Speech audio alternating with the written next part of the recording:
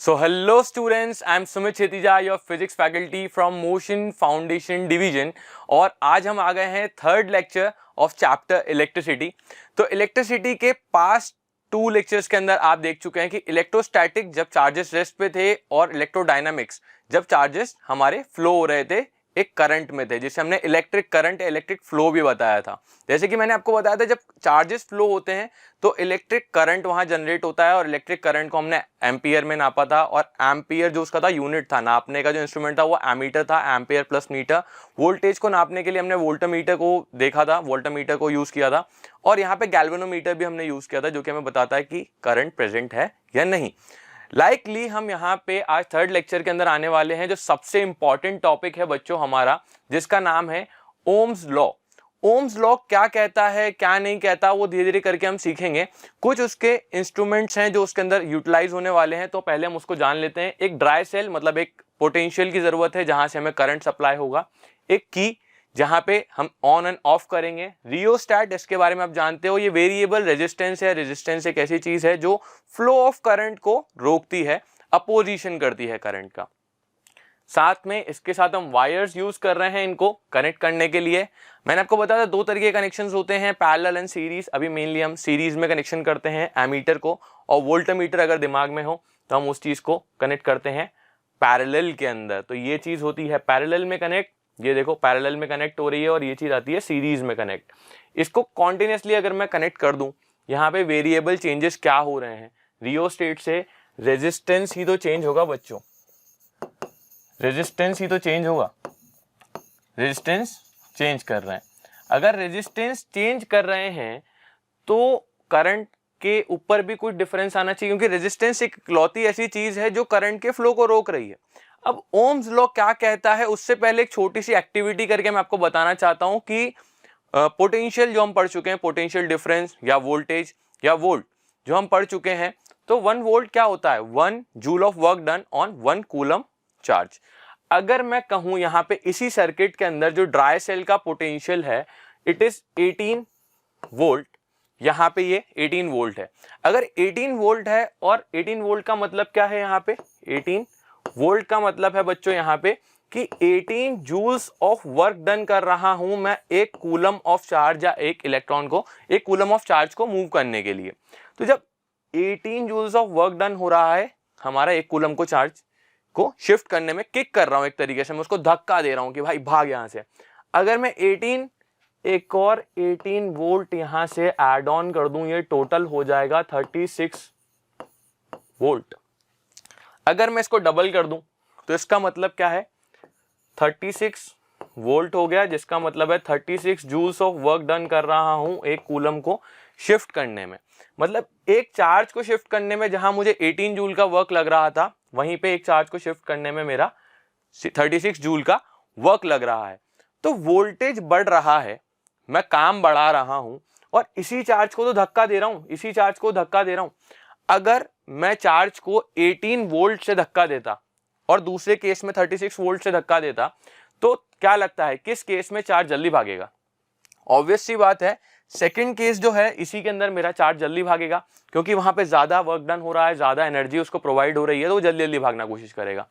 तो अगर जितनी जल्दी मेरा चार्ज भागेगा उतनी ज्यादा क्या मेरे इलेक्ट्रॉन्स तेज भागने वाले हैं, उतना ज्यादा इलेक्ट्रॉन्स भागेंगे, तो उसके अपोजिट क्या होता है, करंट भी तो उसी अपोजिट डायरेक्शन में भागता है, लेकिन स्पीड तो सेम होती है ना इलेक्ट्रॉन्स के बराबर। तो इस केस में करंट भी तेज भागेगा। जैसे जैसे मैं वोल्टेज बढ़ाता जाऊंगा बच्चों, वैसे वैसे मेरा करंट जो आई से रिप्रेजेंट कर रहा हूं वो भी बढ़ता ही जाएगा। ठीक है, ये समझ में आ गया होगा इस एक्टिविटी से। तो ओम्स लॉ भी यही कहता है बच्चों, अगर इस सर्किट डायग्राम में, अगर इस सर्किट डायग्राम में जैसे अपन क्या कहते हैं इलेक्ट्रिक सर्किट डायग्राम कहते हैं, तो इसी ओम्स लॉ के जो नॉर्मल डायग्राम था, जो भी मैंने इक्विपमेंट्स वहां यूज किए थे, इलेक्ट्रिक अप्लायंसेस वहां यूज किए थे, उनको सर्किट डायग्राम में मैंने यूज किया है। ये रेजिस्टेंस है, ये रियोस्टैट है, वोल्टमीटर को मैंने पैरेलल में लगाया है, एमीटर को मैंने सीरीज में लगाया है, एक बैटरी जो कि पोटेंशियल डिफरेंस का काम करती है, और ये है की। ये ओपन की है, जब ये बंद होगी, यहाँ पे बंद है तो इसीलिए वो चीज काम कर रही है। जैसे ये चीज बंद होगी, जब ये कनेक्ट हो जाएगा ऐसे स्ट्रेट लाइन से, तो ये चीज काम करना चालू करेगी। और रेजिस्टेंस को चेंज करके आप चीजें चेंज कर सकते हैं, रियोस्टैट को, रेजिस्टेंस को नहीं, रियोस्टैट में जो रेजिस्टेंस है उसको चेंज करके अपन चीजें चेंज कर सकते हैं।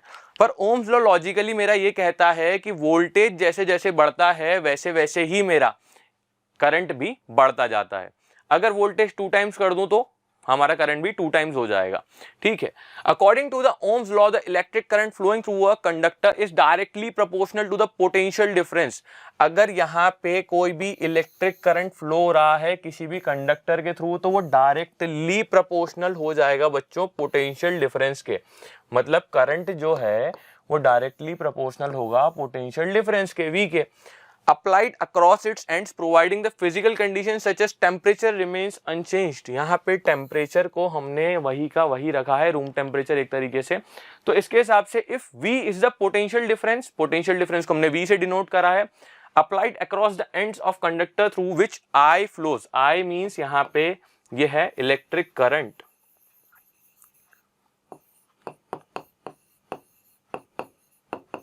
इलेक्ट्रिक करंट को अगर मैं यहां से इस चीज में से भगा रहा हूं इसी पोटेंशियल डिफरेंस V के होते हुए वहां पे, तो V जो है वो I के प्रोपोर्शनल हो जाता है। तो ये चीज मेरे आ गई डब्बे में, ये है इंपॉर्टेंट। जैसे जैसे मैं बनाता आ रहा हूं वैसे वैसे आप नोट्स बनाते जाएं, हेल्प होगी। अब दिमाग में आता होगा जब भी प्रोपोर्शनलिटी का साइन ये चीज हम हटाते हैं तो वहां पे कॉन्स्टेंट आता है, कॉन्स्टेंट यहाँ पे R आ गया। तो यहाँ पे हो गया V is equals to I R. तो आई आर के अंदर क्या है हमारा, आर रेजिस्टेंस है, आई हमारा करंट है और V हमारा पोटेंशियल डिफरेंस है। इस चीज को हम ऐसे भी लिख सकते हैं, अगर करंट का फॉर्मूला मैं निकालना चाहूं यहाँ पे तो V बाय आर हो जाता है। कुछ भी चीज, तीन में से कोई भी दो चीज अगर आपको दे रखी है तो मैथमेटिक्स अप्लाई करके आप सिंपल पता कर सकते हैं कि उसके अंदर कौन सी एक चीज गिवन नहीं है और उसकी वैल्यू क्या है, ठीक है। Lastly where R is the constant of proportionality called resistance of the conductor. यहाँ पे रेजिस्टेंस ऑफ द कंडक्टर कहते हैं R को। अब दिमाग लगाओ, थोड़ा थोड़ा अगर मैं आगे बढ़ाता लेके जाऊं तो सोचने की बात आ जाएंगी आपके दिमाग के अंदर कि ओम्स लॉ क्या क्या कहता है, उसके दिमाग में क्या क्या चीजें हैं, उसको मैं कुछ क्वेश्चंस के साथ भी आपको बताने वाला हूं। जैसे ये डायग्राम है, अब पिछले अपने पीछे की तरफ अपन ने देखा, पीछे स्लाइड पे अपन ने देखा कि जैसे जैसे मैं वोल्टेज को बढ़ाता हूं I भी मेरा बढ़ता जाता है। पर फॉर्मूला तो सर आपने बताया V is equals to I R, तो R भी तो इससे प्रोपोर्शनल हुआ V से, R भी तो प्रोपोर्शनल हुआ।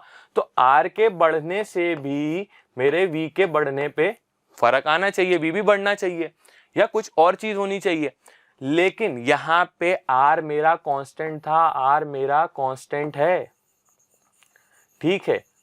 तो कांस्टेंट की वजह से ये वाली जो इक्वेशन है वो गलत हो जाती है। इसके कहने का मतलब ये है कि अगर मैं R के बढ़ने या कम होने से या V या I के बढ़ने या कम होने से वहां पे R पे फर्क नहीं आता, ठीक है। अगर मैं V को चेंज करूं R चेंज नहीं होगा, सिंपल सी बात है।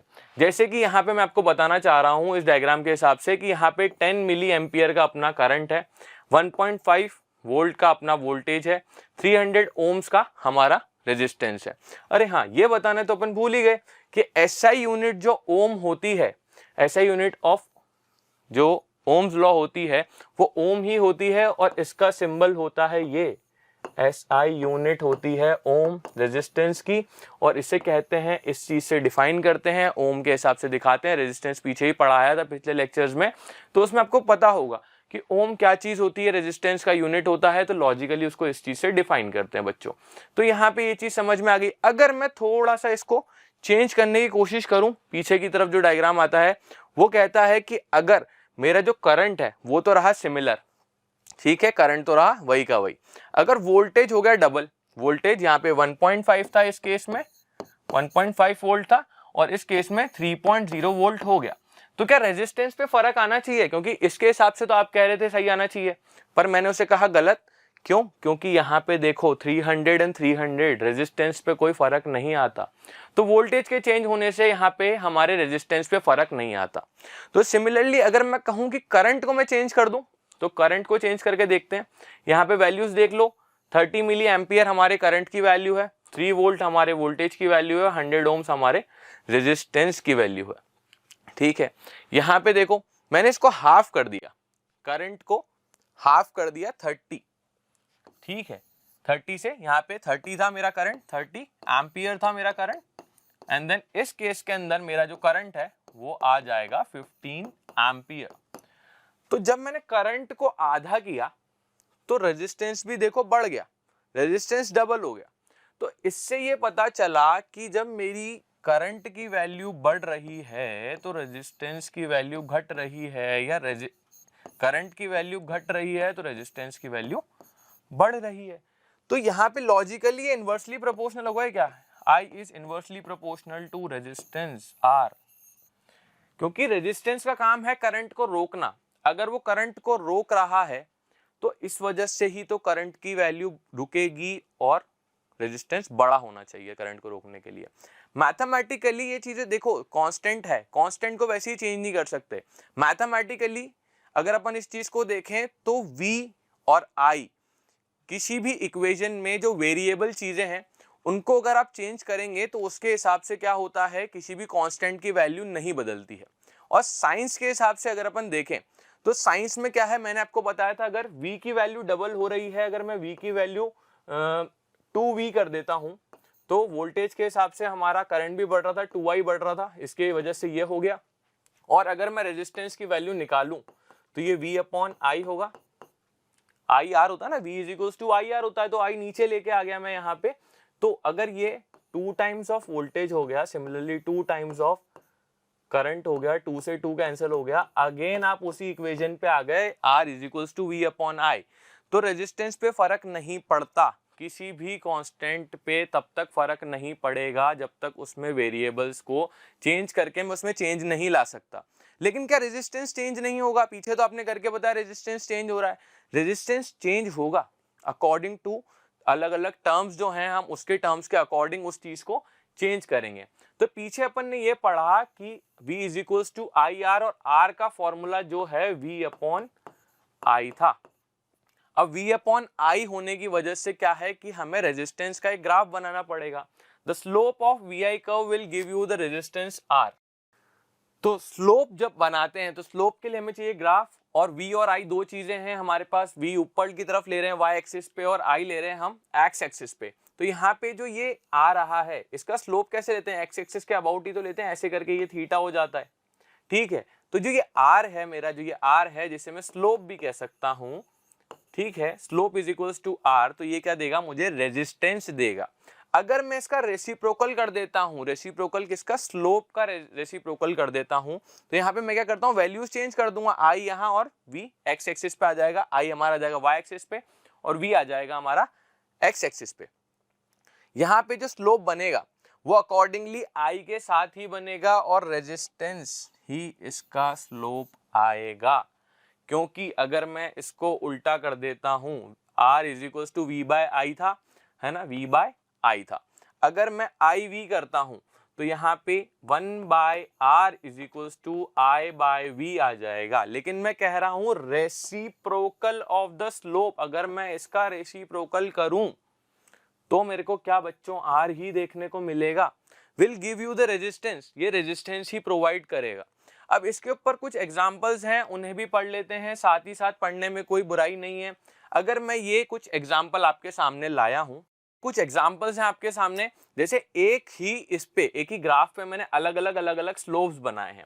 अलग अलग स्लोप्स बनाने का मतलब है कि यहाँ पे जो स्लोप है वी आई ग्राफ का क्या देता है, V बाय आर मुझे रेजिस्टेंस देता है।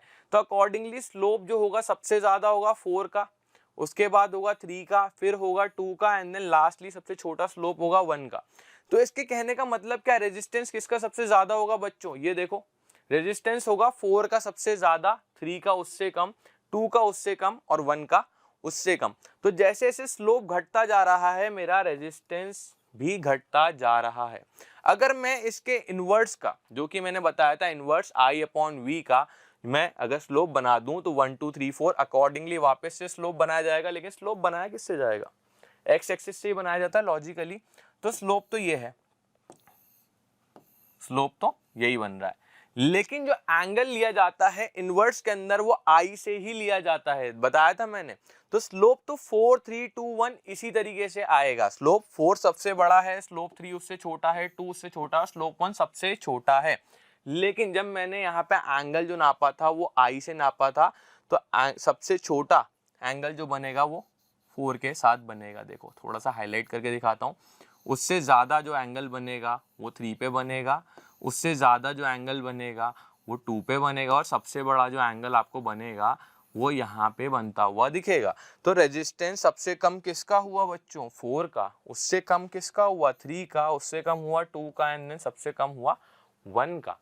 तो लॉजिकली समझ में आ गया होगा यहाँ पे कि V is equals to I R, जो हम ओम्स लॉ हमको प्रोवाइड कर रहा है, उसके साथ हम क्या क्या चीजें खेल सकते हैं और क्या क्या चीजें हो सकती हैं। यहाँ पे नेक्स्ट जो चीज आने वाली है that is ohmic conductors and non ohmic conductors. Ohmic conductors and non ohmic conductors क्या होते हैं? Ohmic conductors are those which follow Ohm's law, which follow Ohm's law। ये ओम्स लॉ को फॉलो करते हैं, और नॉन ओमिक उनका नाम पहले ही बता रहा है बच्चों कि which do not follow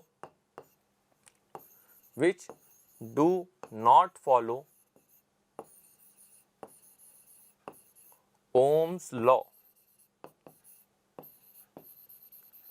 ठीक है, तो ओम्स लॉ फॉलो करने वाली चीजों को, जो कंडक्टर्स को कहते हैं ओमिक कंडक्टर्स, और जो फॉलो नहीं करती है उनको कहते हैं नॉन ओमिक कंडक्टर्स। एक डिफरेंस और मैं आपको बताना चाहता हूं कि ओमिक कंडक्टर्स का जो स्लोप होता है, तो लिखा है ये 1/r। क्यों? क्योंकि I/V का जो ग्राफ है इसके लिए है, I/V के ग्राफ के लिए चल रहा है। लेकिन अगर मैं यहाँ पे V/I का ग्राफ लगा दूं तो इसका जो स्लोप आने वाला है वो R आएगा। अगर आप पिछली स्लाइड को अच्छे से समझ पाए हैं तो अच्छी बात है, नहीं तो आप बिगिनर हैं तो कोई दिक्कत नहीं, वापस से पीछे जाके वीडियो को देखें, अच्छे से समझ में आ जाएगा विद टाइम। तो 1/r इसलिए क्योंकि I/V का ग्राफ बना रहे हैं, V/I का बनाते हो सीधे सीधे अपने पास R स्लोप आ जाता। और इसके स्लोप की खास बात है ओमिक कंडक्टर्स की कि ये कांस्टेंट होता है, एक स्ट्रेट लाइन आता है, जो slope is equals to constant. और यहाँ पे जो स्लोप है ये देखो बढ़ता जा रहा है, धीरे धीरे करके ऊपर की तरफ जाता जा रहा है, तो ये नॉन कांस्टेंट या वेरिएबल होगा, इसका जो ग्राफ होगा वो वेरिएबल होगा। अब यहाँ पे ओमिक कंडक्टर्स में कौन कौन आते हैं? Metals with low potential difference and current, temperature and other physical condition must remain constant, जिसका नाम है निक्रोम। ये एक तरीके से एलॉयज है। निक्रोम जो है निकल और क्रोमियम को मिला के बनता है। क्रोम और इन सब कुछ चीज़ों के बारे में, एलॉयज के बारे में हम आगे जाके पढ़ने वाले हैं। क्या चीज़ है? कंडक्टर इंसुलेटर के बारे में आप जानते होंगे, ऑब्वियसली बात है, हम स्टार्टिंग में बात कर चुके हैं। यहाँ पे सेमीकंडक्टर और एलॉयज की बात हो रही है नॉन ओमिक कंडक्टर्स के अंदर। यहाँ पे हम बात कर रहे हैं मेटल्स की। तो ये सब चीजें आपको विद टाइम समझ में आएंगी। वैसे ये टॉपिक एनसीईआरटी में इंक्लूडेड नहीं है, बस मेरे को लगा कि मुझे आपको समझाना चाहिए और आपके रिलेटेबल होगा, क्योंकि यहाँ पे ओम्स लॉ जो है सबसे इंपॉर्टेंट टॉपिक है इस चैप्टर का। मोस्टली इस चैप्टर के अंदर बच्चों जो क्वेश्चन आने की प्रोबेबिलिटी होती है ना, वो 70% ओम्स लॉ के अंदर से होती है। नहीं तो पैरेलल और सीरीज वाला क्वेश्चन आता है जो सर्किटिंग डायग्राम के अंदर है, वो अपन नेक्स्ट लेक्चर में कवर करने वाले हैं। 70% प्रोबेबिलिटी है इससे क्वेश्चन आने की ओम्स लॉ के अंदर है। ये समझ में आया तो आगे आने वाले सारे क्वेश्चन समझ में आने वाले हैं, नहीं तो थोड़ा सा ग्लिच होगा, थोड़ा सा प्रॉब्लम होगा आगे बढ़ने में। तो ज़्यादा इंपॉर्टेंट है, इसको फॉलो करो। और ये सब चीज़ें जो हैं अच्छे से डिटेल में आप पढ़ेंगे। कहाँ? 12th में है करंट इलेक्ट्रिसिटी करके 3rd चैप्टर है, तो उस चीज़ के अंदर आप अच्छे से पढ़ लेंगे। लेकिन वहाँ तक जाने के लिए बेस क्लियर होना चाहिए, तो आज 10th पे ध्यान देते हैं। रेजिस्टेंस। अब मैं इतनी देर से गाना गा रहा हूँ बार बार रेजिस्टेंस जो करंट को रोकता है। रेजिस्टेंस एक ऐसी प्रॉपर्टी है किसी भी मटेरियल की या किसी भी चीज़ की जो करंट को फ्लो होने से रोकती है, उसको अपोज करती है। अब अपोज कैसे कर रही है? ऑब्वियस सी बात है, एक भरा हुआ रास्ता है, एक भरा हुआ रास्ता है। चलो रास्ते की जगह मान लो कि एक इलेक्ट्रिकल वायर है, वायर के अंदर छोटे छोटे एटम्स होंगे यहाँ पे जिनसे ये बनी हुई होगी, ठीक है। अब जो मुझे इसके अंदर पास करना है उसका नाम है electric current. Electric current pass करने के लिए मुझे पास करने पड़ेंगे इलेक्ट्रॉन्स। इलेक्ट्रॉन्स जब इससे पास होंगे तो इलेक्ट्रॉन्स को मिलेगी इतनी सारी भीड़, भीड़ के अंदर उसको मिलेगा रेजिस्टेंस। रेजिस्टेंस का एक तरीके रुकावट सबसे इजी जानते हैं वो है फ्रिक्शन। अब मेनली तो ऐसा नहीं है कि इसमें फ्रिक्शन लग रहा है, फ्रिक्शन लग रहा है और भी कुछ कंपोनेंट्स लग रहे हैं और भी कुछ एनर्जीज लग रही हैं, वो धीरे धीरे करके आप सीनियर डिवीजन में सीखेंगे। बेसिक एक आइडिया ले लो कि रेजिस्टेंस काम कैसे कर रहा है, रेजिस्टेंस है क्या। तो जब इलेक्ट्रॉन इससे जा रहा है तो उसको टकराते हुए, घिसते पड़ते, रगड़ते हुए कैसे ना कैसे इन एटम्स के थ्रू जाना पड़ेगा आगे, तो उसको अपोजिशन मिल रहा है, कहीं ना कहीं उसको रुकावट मिल रही है, हर्डल मिल रहा है अपने रास्ते के अंदर। मान के लो बहुत सारे रोड खुदे हुए हैं, आप उसके ऊपर गाड़ी चला रहे हो, धीरे धीरे ही चलाओगे ना, भगाते हुए जाओगे तो फिर तो या तो आपकी एक्सपर्टीज है या तो फिर थोड़ी देर बाद नीचे मिलोगे, ठीक है। तो इसी तरीके से इलेक्ट्रॉन को क्या है, रास्ता चाहिए, और वो रास्ता बनाता है अपना विद थोड़ा थोड़ा गैप, कि भैया कहाँ से रास्ता है और मैं उस रास्ते से कैसे निकलूं। तो अगर ज्यादा यहाँ पे भरे हुए हैं इलेक्ट्रॉन्स, तो वहाँ एटम्स, सॉरी यहाँ पे एटम्स बहुत सारे भरे हुए हैं, तो इन एटम्स के अंदर आपको इलेक्ट्रॉन्स को थोड़ा टाइम लगेगा, धीरे धीरे करके जाएगा। अब इसी जगह पे उसको मिल रहा है क्या, फ्रिक्शन, क्योंकि वो उसको अपोज कर रहा है। यहाँ पे फ्रिक्शन ही तो है, एटम्स ही तो है, वो बहुत ज्यादा एक दूसरे से, मेटल की वायर है, कॉपर की, हमारी सिल्वर की, एल्यूमिनियम की, किसी और की वायर हो सकती है, तो उस वायर में हमारे जो सॉलिड पार्टिकल्स हैं, जो एटम्स हैं, वो एक दूसरे से जुड़े हुए हैं और जुड़े हुए हैं टाइटली, तो उसको मिलेगा रेजिस्टेंस, उसको मिलेगा फ्रिक्शन, जो है एक रुकावट, और रुकावट को कहते हैं हम रेजिस्टेंस। रेजिस्टेंस वहां यूज करते हैं जब वो करंट को अपोज करने लग जाए। क्या, it is the property of the substance by virtue of it opposes the flow of current through themselves, कि हम में से या किसी और वायर में से, किसी मटेरियल, किसी सब्सटेंस में से अगर इलेक्ट्रिसिटी को पास होने में दिक्कत हो रही है या कोई सी चीज रोक रही है, तो उसे कहेंगे रेजिस्टेंस। अब good conductor have low resistance. जो गुड कंडक्टर हैं, जैसे कि मैंने आपको बताया कि हमारे सिल्वर हो गया या कॉपर हो गया, ये होते हैं good conductors. Have low resistance की रेजिस्टिविटी या रेजिस्टेंस कम होती है, रेजिस्टिविटी और ये सारी चीजें जो मेरे मुंह से आप सुन रहे हैं वो आने अभी थोड़ी देर में आने वाली हैं। तो जस्ट वेट एंड वॉच, रुको सब्र करो जरा, तो इधर देखो और कंटिन्यू करते हैं। तो लो रेजिस्टेंस है तभी हम घर में यूज कर रहे हैं, नहीं तो अगर यहाँ पे रेजिस्टेंस या रुकावट ज्यादा होती है तो मेरे घर में जितने भी अप्लायंसेज हैं उनमें कॉपर की वायर नहीं लगी होती, सिल्वर की वायर हमारे सोलर पैनल्स में लगी होती है जो कि नहीं लगी होती। While insulators have high resistance, insulator जो है उनके पास हमें पता चलता है कि धीरे धीरे फ्लो करने देते हैं या बिल्कुल रोक देते हैं वो करंट को फ्लो करने से। इंसुलेटर मेनली तो मना कर देते हैं कि मेरे पास चार्जेस नहीं है फ्री, मैं फ्लो नहीं करने दूंगा इलेक्ट्रिक करंट को, तो वो क्या करते हैं, रोक रहे हैं, तो यहाँ पे इनकी रेजिस्टेंस जो है सबसे ज्यादा है, तभी तो वो रोक पा रहे हैं। यूनिट ऑफ रेजिस्टेंस इज ओम, ये मैंने बताया पीछे आपको, ओम में नापा जाता है, और एक महान आदमी जॉर्ज ओम के नाम पे रखा गया है, इसलिए इसे कैपिटल लेटर्स में लिखा जाता है या ऐसे भी लिखा जाता है, ठीक है। ऐसा सा इसका सिंबल होता है, समझ में आ रहा होगा। आगे बढ़ते हैं।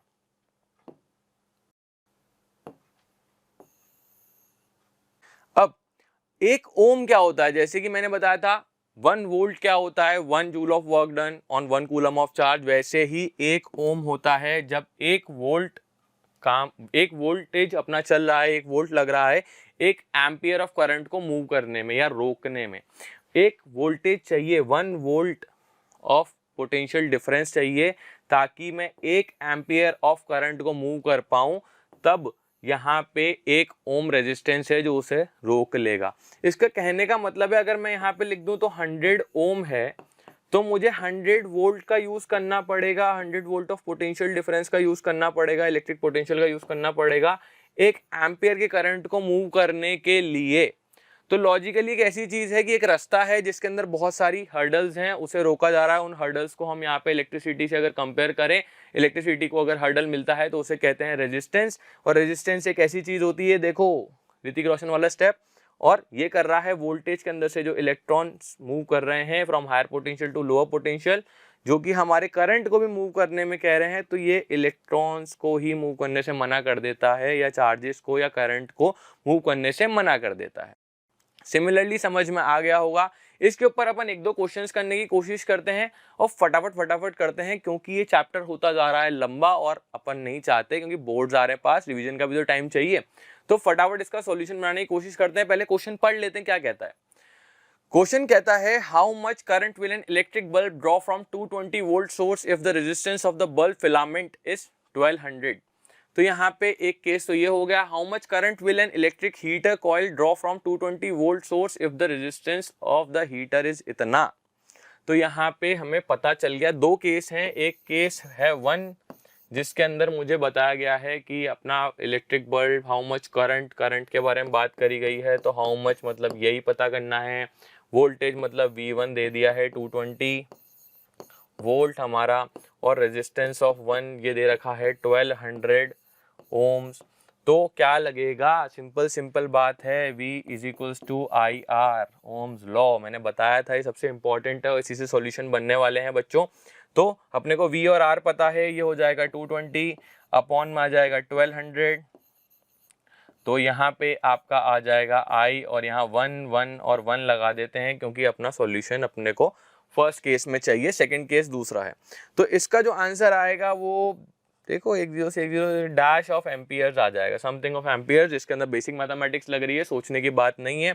मैं सोचता हूँ कि ये थोड़ा आगे बढ़ जाता हूँ, ये कैलकुलेटिव पार्ट आप इजीली कर सकते हो।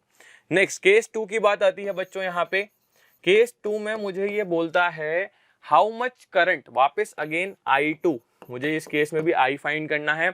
Electric heater coil draw from V2 220 volt, again ये दे रखा है यहाँ पे। अब देखो वोल्टेज सेम है, if the resistance of the heater of the coil, अच्छा हीटर कॉइल इतना, रेजिस्टेंस 100 ओम।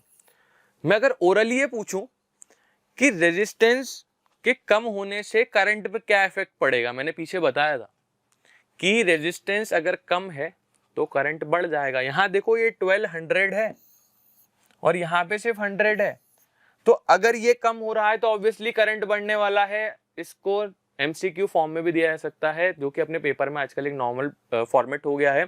तो इस चीज से मैं बता सकता हूँ कि क्या होगा, दो केस अगर एनालाइज करके बोला जाए केस बेस्ड स्टडी क्वेश्चन में, तो भी मैं इसको सॉल्यूशन बता सकता हूँ कि रेजिस्टेंस कम हो गया है, मेरा करंट बढ़ जाएगा।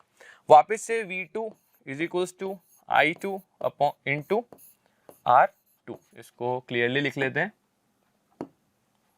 देखो तो मुझे वापस क्या दे रखा है, V2 जो कि 220 है अपॉन में यहाँ पे R2 आ जाएगा जो कि मेरा 100 है, और I2 की वैल्यू मेरे बच्चों आ जाएगी 2.2 एम्पियर्स।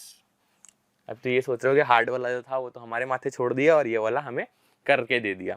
कोई दिक्कत नहीं बच्चों, वो भी ज्यादा इजी है, 2 की टेबल से ही कट जाएगा, फटाफट इसे सॉल्व कर लेना, प्रॉपर्ली क्वेश्चन समझ में आ गया होगा। तो नेक्स्ट एक क्वेश्चन और कर लेते हैं फटाफट से, और छोटी सी चीजें और पढ़ेंगे क्योंकि यहाँ पे हमें पता करना है कि उसके पीछे जो V is equals to I R था, वोल्टेज और उसके चेंज होने से कांस्टेंट, वेरिएबल्स के चेंज होने से कांस्टेंट जो कि R था उस पर फर्क नहीं पड़ रहा, तो R चेंज कब हो रहा है। आपने तो कह दिया कि मैथमेटिकली अगर किसी इक्वेशन में वेरिएबल्स चेंज करने से कांस्टेंट पे फर्क नहीं पड़ता, तो क्या चीजें हैं जिसकी वजह से रेजिस्टेंस या हमारा कांस्टेंट जो है वो चेंज करेगा, उस चीज के बारे में भी जानना जरूरी है। वो भी हम ये टॉपिक्स भी इसी लेक्चर में कंप्लीट करने वाले हैं। तो नेक्स्ट एक क्वेश्चन के बाद फटाफट टॉपिक्स कवर करते हैं और जानते हैं क्या कहता है मेरा next question. The potential difference between two terminals of electric heater is 60 volt. तो V दे दिया है मुझे 60 volt, when it draws a current of 4 ampere, I दे दिया है 4 ampere from the source, what current will the heater draw from the if the potential difference is increased to 120। तो ये V1 I1 दे दिया और मुझे यहाँ V2 दे दिया है 120 वोल्ट। अब वो यहाँ बोल रहा है व्हाट करंट, मतलब इस केस में तो मुझे I2 पता करना है, और अगर इस केस में मैं आ जाता हूँ तो यहाँ पे VI दे रखा है, मतलब R1 पता करना है क्योंकि रेजिस्टेंस हो जाएगा कांस्टेंट और वो वहाँ मूव कर जाएगा। तो V1 is equals to I1 upon into R1, और यहाँ पे V और I दे रखा है 60 अपॉन में 4 is equals to R1, and that would be equals to R1 जो आएगा मेरा 15 और ओम में आ जाएगा। R1 आ चुका है तो मैं यहाँ पे R सिमिलर लिखूंगा, मेरा 15 ओम आ जाएगा बच्चों। अब यहाँ पे V2 is equals to I2 and R2 या R लिख दो, कोई फर्क नहीं पड़ता है। V और R दे रखा है, I2 की बात करनी है, तो V मेरा हो गया 120 अपॉन में 15, काट लो भाई, I2 की वैल्यू आ जाएगी फटाफट। बताओ क्या आनी चाहिए, 15 की टेबल में आता है क्या? सिंपल काट दो, 3 5 3 जा 15, 3 5 जा 15, 3 4 जा 12, 5 1 जा 5 8 जा 40, और ये 8 एम्पियर। अब यहाँ पे मैं इस क्वेश्चन को भी मैं कह दूं कि ओरली कर सकते हैं, तो बात मानोगे? देखो कैसे कर सकते हैं।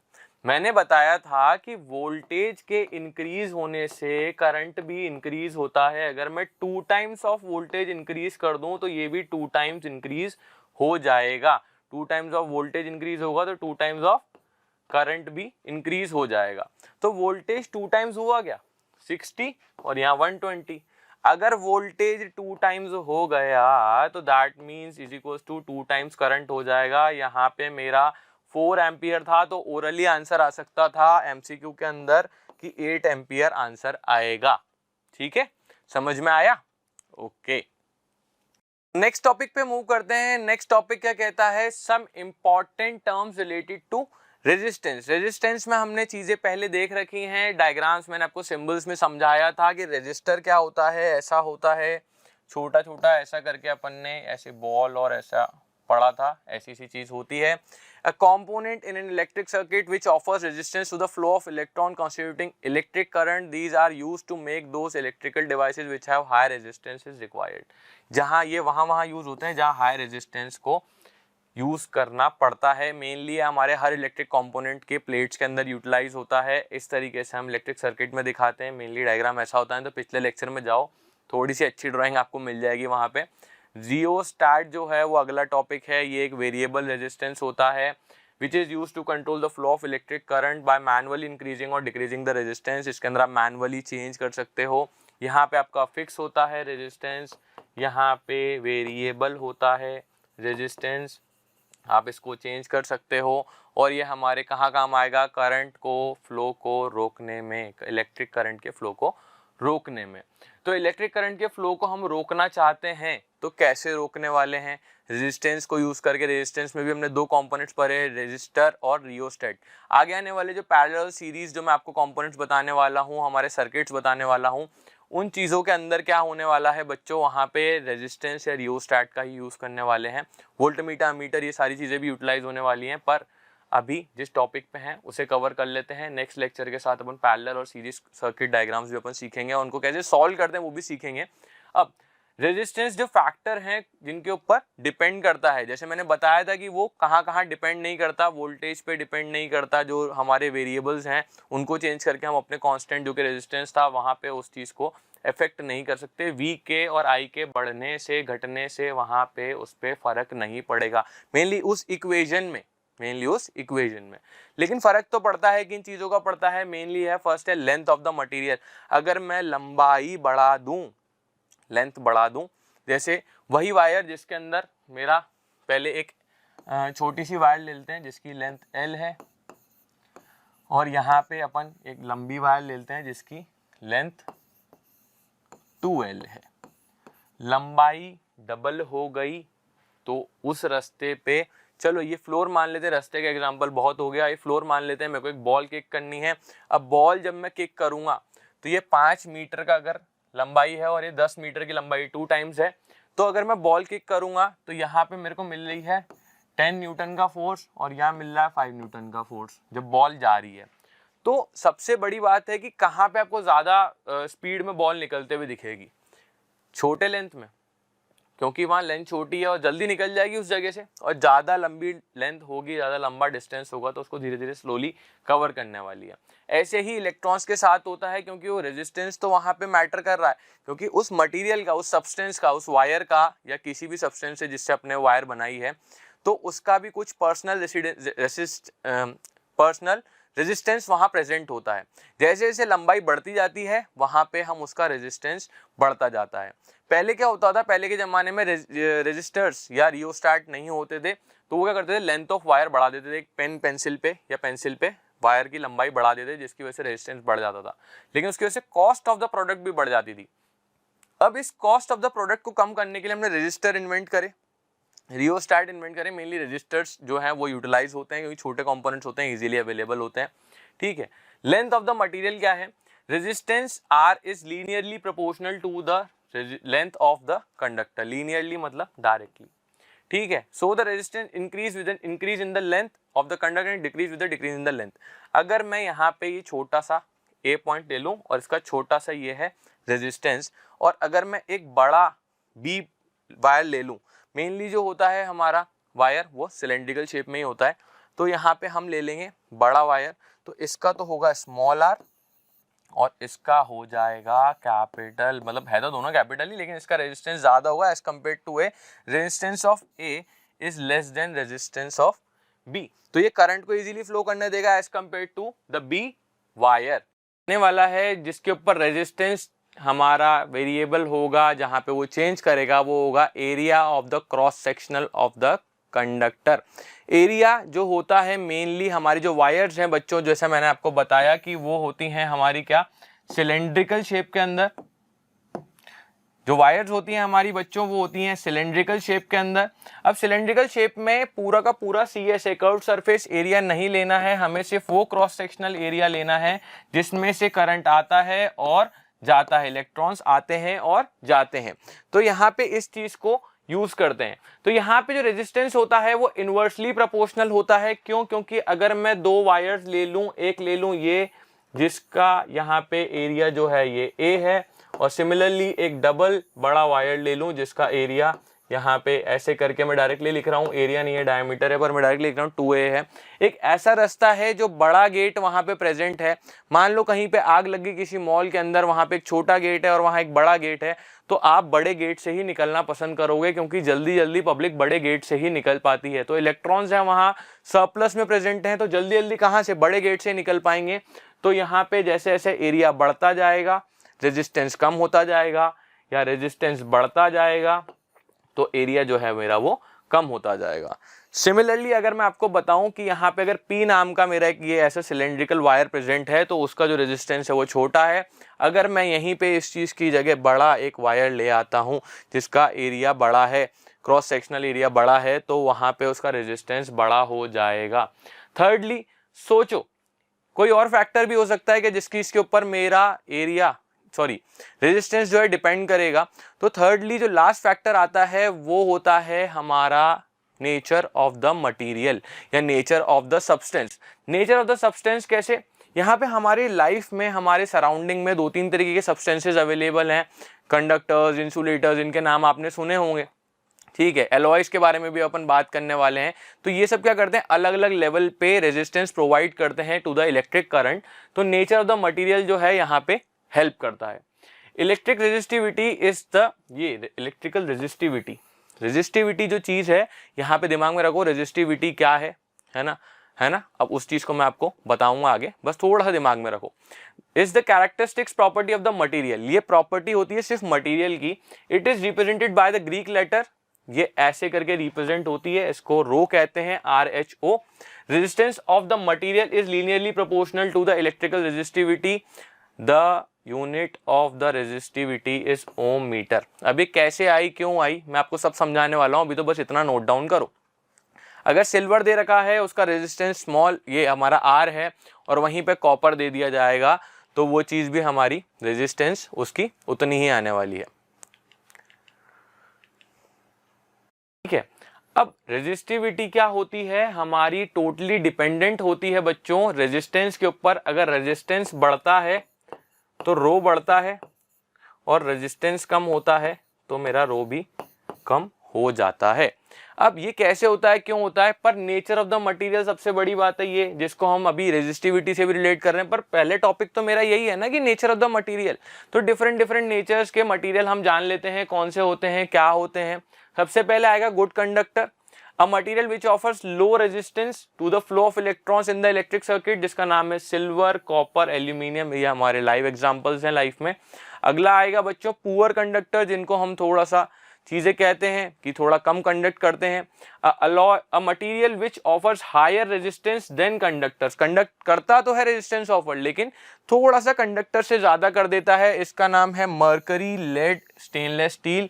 ये इलेक्ट्रिक करंट को थोड़ा स्लो पास होने देते हैं। थर्डली जो लास्टली आएगा वो आएगा इंसुलेटर, जो बिल्कुल पास नहीं होने देते इलेक्ट्रॉन्स को, which offers very high resistance to the flow of electrons in the electric circuit. ये आएगा rubber, dry wood and plastic. Mainly plastic की रबर की चप्पल पहनते हैं, प्लास्टिक और इन सब के ग्लव्स, या हमारी वायर के ऊपर ही प्लास्टिक की एक रेजिस्टिव कोटिंग लगी हुई होती है, तो वो चीज़ उसी लिए होती है ताकि आपको करंट ना लगे। अब यहीं पे अगर मैं कॉपर को यूटिलाइज करूं तो इसका रेजिस्टेंस थोड़ा ज़्यादा होगा।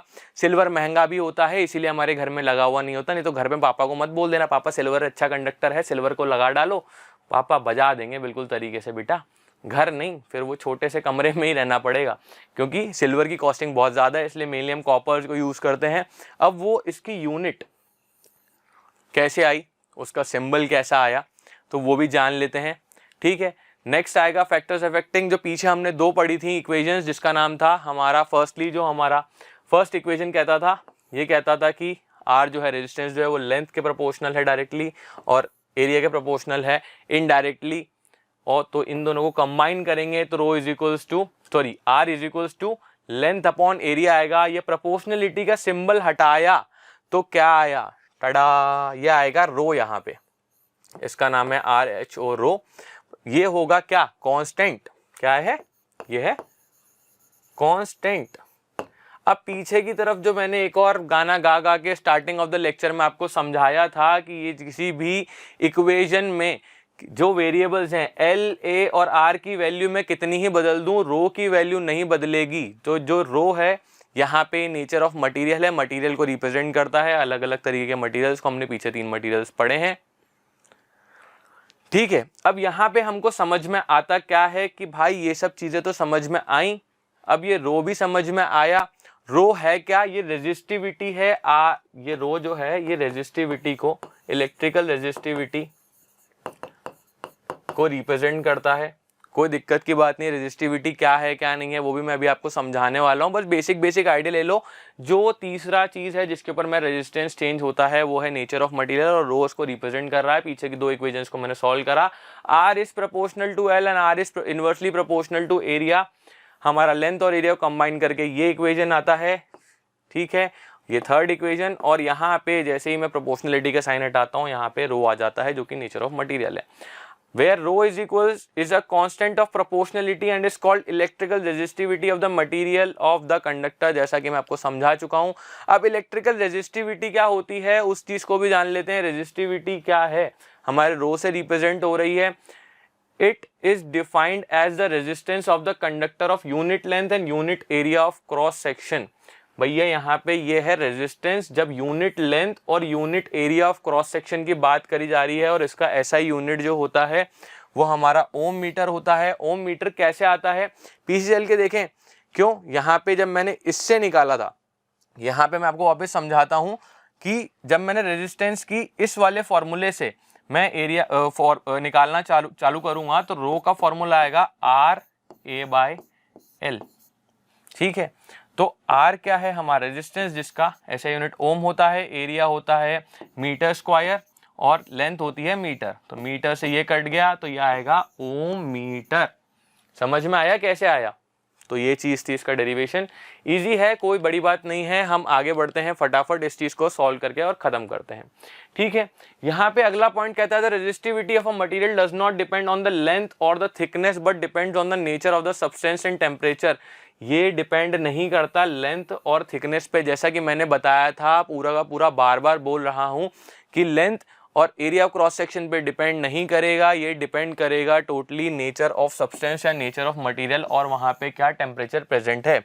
लास्ट पॉइंट जो कहता है it is the characteristics property of the material, property of the material वापस बार बार वही कह रहा है, of the conductor and varies only if the temperature changes. अगर टेम्परेचर चेंज होगा, मटेरियल चेंज होगा तो रेजिस्टिविटी चेंज होगी, नहीं तो नहीं होगी। Area of cross section length पे कौन डिपेंड करता है, कौन डिपेंड करता है, हमारा रेजिस्टेंस डिपेंड करता है।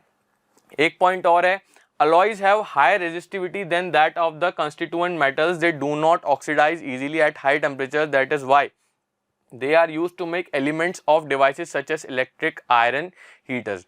alloys को मेनली हम कहाँ यूज कर रहे हैं, इलेक्ट्रिक आयरन्स के अंदर, हीटर्स के अंदर, अलग अलग इंस्ट्रूमेंट्स के अंदर। क्यों, क्योंकि उनके पास हायर रेजिस्टिविटी होती है। हायर रेजिस्टिविटी का मतलब वही है बच्चों की रेजिस्टेंस ज़्यादा है। यहाँ पे अलग अलग जो एलिमेंट्स, अलग अलग जो मैंने आपको पार्ट्स बताए थे, अलग अलग good conductor, poor conductor, alloys, insulators, उनके अंदर जो रेजिस्टिविटी है वो डिपेंड करती है ऐसे। कंडक्टर कॉपर वायर, इसकी वैल्यू ये होती है 10⁻12 से -6 होती है। बहुत कम रेजिस्टेंस होता है, रेजिस्टेंस बिल्कुल कम होता है, अबाउट टू बी नेग्लिजिबल कह सकते हो। अगला आएगा हमारा सेमीकंडक्टर्स, फॉइल है एल्यूमिनियम फॉइल, 10⁻5 से 5 होता है, ठीक है। लास्टली जिसमें इंसुलेटर्स आते हैं, इनका जो रेजिस्टेंस होता है बहुत ज़्यादा होता है पावर से, आप देख सकते हो। रो की वैल्यू अप्रोक्सीमेटली बताई गई 10⁵ से लेके 10⁻16 ओम मीटर। रेजिस्टेंस कम, मीडियम और ज़्यादा। तो ऐसे समझ में आ गया होगा। वैसे ये वैल्यूज रटनी नहीं है, मेनली आपको क्वेश्चन के अंदर प्रोवाइड होंगी।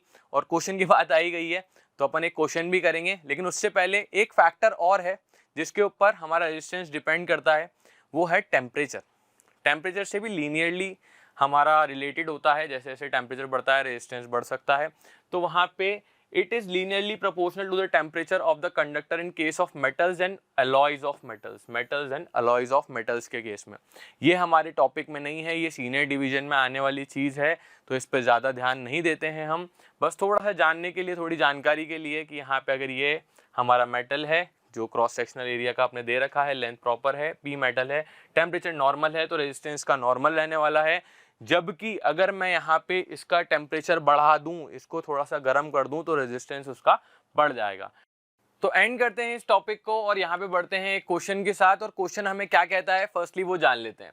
A wire is given material have length of L, area of cross section A। तो हमें L, हमें लेंथ दे रखी है, हमें लेंथ जो दे रखी है वो दे रखी है L, और क्रॉस सेक्शनल एरिया जो दे रखा है CS एरिया वो दे रखा है A। यहाँ पे has a resistance of 10 ohm, R1 लिख लेते हैं, पता नहीं केस है नहीं है, लिख लो, क्या फर्क पड़ता है। What would be the resistance of another wire? Obviously उसने R2 पूछा है मुझसे कि दूसरी वायर का रेजिस्टेंस क्या होगा of the same material having length. इस केस में मुझे जो लेंथ दे रखी है, इसको L1 ले लो, इसको L2 ले लो, और ये एरिया को 1 ले लो, और CS एरिया को 2 ले लेंगे। L2 मुझे दे रखी है L/4, और कर्व सरफेस एरिया जो मुझे, या cross sectional area, curve surface area नहीं होगा, एक क्रॉस सेक्शनल एरिया है 2.5 एम्प, सॉरी एम्प नहीं है। यहाँ पे मुझे लेंथ दे रखी है बच्चों, लेंथ का और एरिया का डिफरेंस दे दिया है। पहले L1 थी, L सिंपल थी, नॉर्मल लेंथ थी, यहाँ पे 1/4 टाइम कर दी है, जबकि 2.5 टाइम्स मेरा जो कर्व सरफेस एरिया नहीं लेके क्रॉस सेक्शनल एरिया है। कंफ्यूज मत होना, ये क्रॉस सेक्शनल एरिया है, कर्व सरफेस एरिया नहीं है। क्रॉस सेक्शनल एरिया मैंने A से 2.5 टाइम्स कर दिया है। तो सिंपल सी बात है बच्चों, से सॉल्व करते हैं। R1 के लिए सॉल्व करने की कोशिश करेंगे तो रो L/A मेरा फॉर्मूला होता है। R की वैल्यू मुझे दे दी है R1 की 10 ओम, और इसे सॉल्व करूं तो A/L आ जाएगी रो की वैल्यू। अब रो की वैल्यू आ गई तो सेकंड केस में हमें जाने की कोशिश करूंगा। R2 again is equals to rho L/A आ जाएगा। यहाँ पे रो की वैल्यू 10 A/L फर्स्ट इक्वेशन से मैं यहाँ से उठा रहा हूँ, और A और L की वैल्यू यहाँ से उठाएंगे। L की वैल्यू है L/4 टाइम्स हो गई है, और A की वैल्यू जो है 2.5 टाइम्स ऑफ A। ठीक है, A से A कट गया, L से L कट गया, 2.5 से 4 टाइम्स ये कट गया, 4 से ये भी कट गया।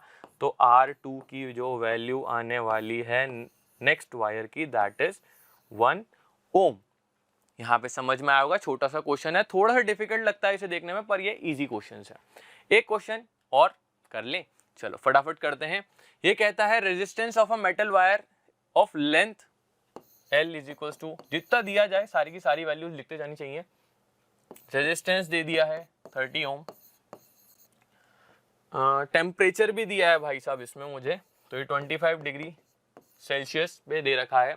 If the diameter of the wire is, dia दे रखा है 0.6 mm। ये चीज़ मुझे अच्छी नहीं लग रही, मैं इसको चेंज करूँगा, 6 × 10⁴ मीटर में चेंज हो जाएगी। Then what will be the resistivity of the metal at that temperature. Resistivity मतलब मुझसे क्या मांगा है बच्चों, रो की वैल्यू मांगी है तो इसके वापस मैं इसके अंदर r इज इक्वल्स टू रो ले, रो नहीं ले बच्चों, पेपर आते टाइम रोना ना पड़े, इसलिए ये फॉर्मूला समझो और इसमें अपन यूटिलाइज करेंगे। r इंटू ए अपॉन एल आ जाएगा इसका फॉर्मूला रो का। तो रो को सॉल्व करेंगे, r मुझे दे रखा है 30 इंटू ए की वैल्यू होती है, अब देखो डाया दे रखा है और सर्कुलर क्रॉस सेक्शनल है तो पाई आर स्क्वायर होता है इसका फॉर्मूला, तो पाई डी बाय 4, इसको 22/7 ले लो, चाहे तो 3.14 ले लो, या इसको मैं यहाँ पे सॉल्व करके एरिया ऑफ क्रॉस सेक्शनल जो मैं बताता हूँ ये पाई आर स्क्वायर ले लो, नहीं तो पाई डी बाय 2 का होल स्क्वायर ले लो। तो ये दोनों की दोनों चीज़ें काम करती हैं यहाँ पे। तो यहाँ पे 3.14 मैंने पाई की वैल्यू ली है, डी अपन ले लेते हैं डायमीटर 6 इंटू 10 की पावर 4, इसका ले लेंगे होल स्क्वायर। अब इसको आ जाएगा यहाँ पे। सिमिलरली एल क्या दे रखा है मुझे 2, रो की वैल्यू मेरे बच्चों निकाल लेना, इसका जो आएगा वो आंसर आएगा ओम मीटर में डैश, और मैं यहाँ पे सॉल्व करने से पहले रुक जाता हूँ क्योंकि बेसिक मैथमेटिक्स है, ये मुझे समझाना नहीं है, मेरा काम है आपको फिजिक्स समझाना और फिजिक्स पढ़ाना। फिजिक्स आपको समझ में आती जा रही होगी, प्लस माइनस मल्टीप्लाई ये सब चीज़ें आपको आती हैं, नहीं आती तो नेक्स्ट लेक्चर में मैं ये चीज़ आपको कवर करने वाला हूँ। और जिन जिन को सही आंसर आ चुका है वो सारे के सारे कमेंट बॉक्स में अपना आंसर प्रोवाइड कर सकते हैं, मैं अपने आप पर्सनली उनको रिप्लाई देने वाला हूँ। सो मज़ा आया होगा ये चैप्टर खत्म करते हुए। कुछ 1-2 लेक्चर्स और बचे हैं, उनके साथ भी आप जुड़े रहें मोशन फाउंडेशन के चैनल के साथ, और लाइक करें, सब्सक्राइब करें, शेयर करें, ताकि नेक्स्ट चैप्टर्स भी आपको और ऐसे प्रोवाइड होते रहें। Thank you.